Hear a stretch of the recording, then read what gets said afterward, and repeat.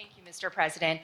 You said you're making decisions on a day-to-day basis when it comes to support for Ukraine. Does that mean you have not closed the door on further considering lifting restrictions for U.S.-made weapons inside Russia? And if I may, your convention is coming up where your delegates are pledged to make you the official nominee. If they have second thoughts, are they free to vote their conscience? Obviously, they're free to do whatever they want, but I get overwhelming support. Overwhelming support. I won, I forget how many votes I won in the primary. Overwhelming. And so tomorrow, if all of a sudden I show up at the convention, everybody says, we want somebody else, that's the democratic process. It's not going to happen. Even if that means they vote for someone else? Sure. Look, I'll end this with this. I served in the Senate a long time.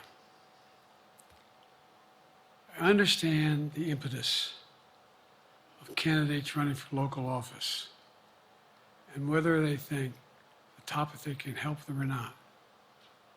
In my state of Delaware, which was a very, at least it was a red state when I started, in terms of we now talk red and blue. I don't recall most of the Democratic presidents winning my state when I was a candidate.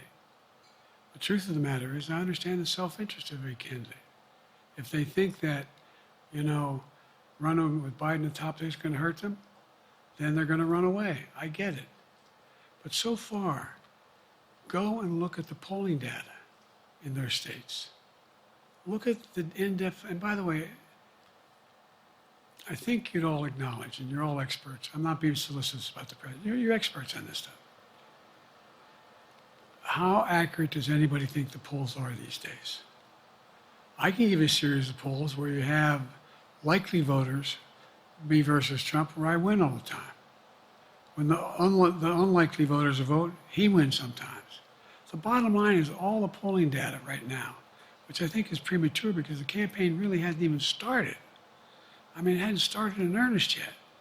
Most of the time, it doesn't start till after September, after Labor Day. So a lot can happen. But I think I'm the best I believe I'm the best qualified to govern. And I think I'm the best qualified to win. But there are other people who could beat Trump too. But it's awful start from scratch. And, we talk about, money raised. We're not doing bad. We got about $220 million in the bank. We're doing well. So with that, you have want to follow up on any of that you just asked me? Yes.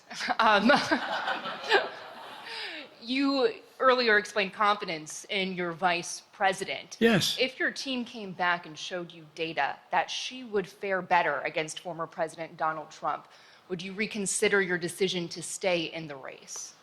No, unless they came back and said, there's no way you can win. Me.